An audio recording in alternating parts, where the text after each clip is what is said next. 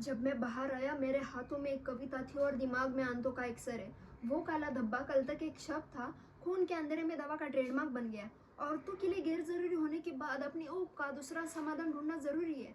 मैंने सोचा कि शब्द और स्वाद के बीच अपनी भूख को जिंदा रखना जीभ और जान के स्थानिक भूगोल की वाजिब मजबूरी है। मैंने सोचा और अपने संस्कार को आदतों के शिकार होने के पहले ही बाहर चला आया। बाहर हवा थी, धूप थी, घास थी। मैंने कहा आजादी। मुझे अच्छी तरह याद है मैंने यही कहा था। मेरी नस नस में बिजली दौड़ रही थी, उत्साह में खुद मेरा स्वर मुझे अजनबी लग रहा था।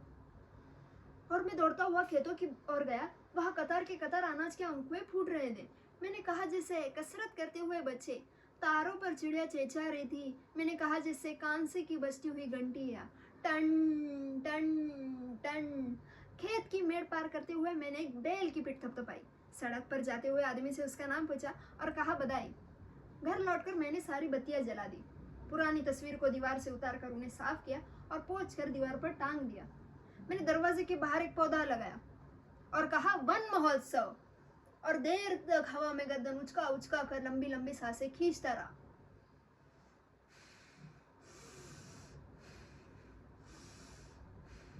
और देर तक महसूस करता रहा कि मैं वक्त का सामना करने के लिए मेरे पास औसतन जवान खून है, मगर मुझे शांति चाहिए। इसलिए खाली दड़बे में एक जोड़ा कबूतर लाकर डाल दिया। गु गुटर गु, गु गुटर गु, और चहकते हुए कहा यही मेरी आस्था है, यही मेरा कानून है।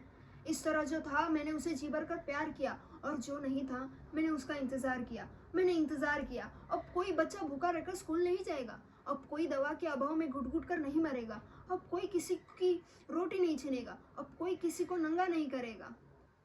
अब ये जमीन अपनी है, आसमान अपना है, जैसे पहले हुआ करता था। सूर्य हमारा सपना है। मैं इंतजार करता रहा, इंतजार करता रहा, इंतजार करता रहा। जनतंत्र, त्याग, स्वतंत्रता, संस्कृति, शांति, मनुष्यता, ये सारे शब्द थे, सुनहरे वादे थे, खुशफहम इरादे थे, सुंदर थे, मौलिक थे, मुखर थे। मैं सुनता रहा, सुनता रहा, सुनता रहा। नहीं, मैं अपने सम्मोहित बुद्धि के नीचे उसी लोकनायक को बार बार चुनता रहा, जिसके पास हर शंका और हर सवाल का एक ही जवाब था, यानी कि कोर्ट के बटन होल में महकता हुआ एक फूल गुलाब का। वहां मैं विश्व शांति की और पंचशील के सूत्र समझाता रहा। मैं खुद को समझाता रहा, जो मैं चाहता हूँ वही होगा।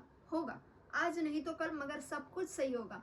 भीड़ बढ़ती रही, चौराहे चौड़े होते रहे। लोग अपने अपने हिस्से का अनाज खाकर निरापद भाव से बच्चे जनते रहे। योजनाएं चलती रही, बंदूकों के कारखानों में जूते बनते रहे।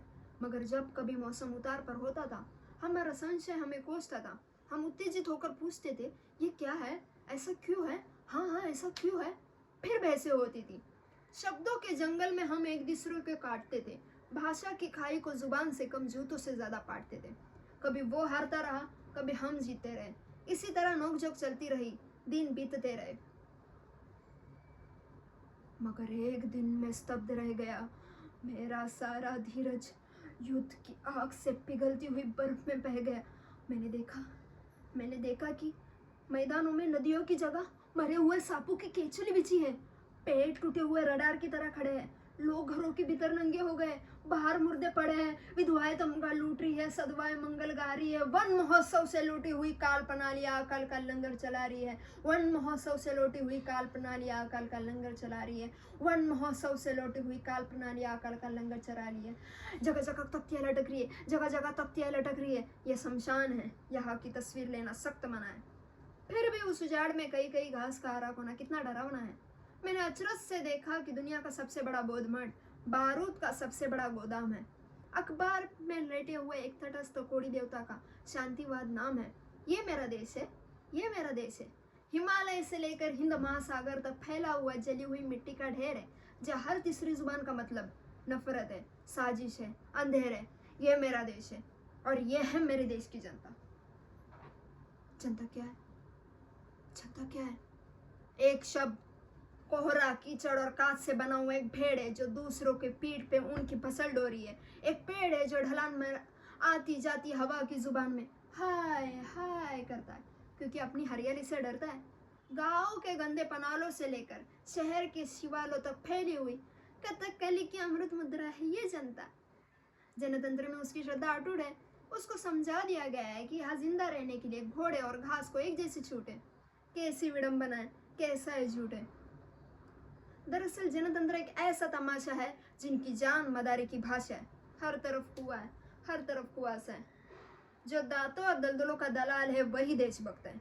यहाँ कायरता के चेहरे पर सबसे ज्यादा रखता है। जिसके पास थाली है, हर भूखा आदमी उसके लिए सबसे बद्दी गाली है। हर तरफ कुआं है, हर तरफ कुआसा है। यहाँ सिर्फ वो आदमी देश के करीब है जो या तो मूर्ख है या फिर गरीब है। मैं सोचता रहा और घूमता रहा, मैं सोचता रहा और घूमता रहा, मैं सोचता रहा और घूमता रहा। टूटे हुए पुलों के नीचे, वीरान सड़कों पर, आंखों के अंधे रेगिस्तानों में, फटे हुए पालों की अधूरी जल यात्राओं में, टूटी हुए चीजों के ढेर में मैं अपनी खोई हुई आजादी का अर्थ ढूंढता रहा। मैं अपने पसलियों के नीचे, अस्पतालों के बिस्तरों में, नुमाइशों में, बाजारों में, गांवों में, जंगलों में, पहाड़ों पर, देश के इस छोर से उस छोर तक मैं उसी लोक नायक को बार बार टेरता रहा जो मुझे दोबारा जी सके, जो मुझे शांति दे और मेरे भीतर बाहर का जहर खुद पी सके। मगर तभी सुलग उठा पश्चिमी सीमांत, ध्वस्त ध्वस्त, ध्वांत ध्वांत। मैं दोबारा चौंक कर खड़ा हो गया। जो चेहरा आत्महीनता की स्वीकृति में कंधों पर लुढ़क रहा था, किसी झंझनाते हुए चाकू की तरह खुलकर खड़ा हो गया।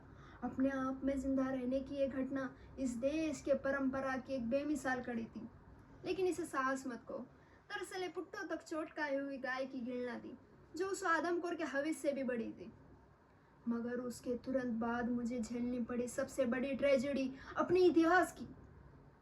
जब दुनिया के सात और सफेद चेहरों ने विस्मय से देखा कि ताशकंद में समझौतों की सफेद चादर के नीचे एक शांति यात्री की लाश थी। अब ये किसी पौराणिक कथा के उपसंहार अनुसार है कि रोशनी उन पहाड़ों से आई थी जहां मेरे पड़ोसी ने मात खाई थी।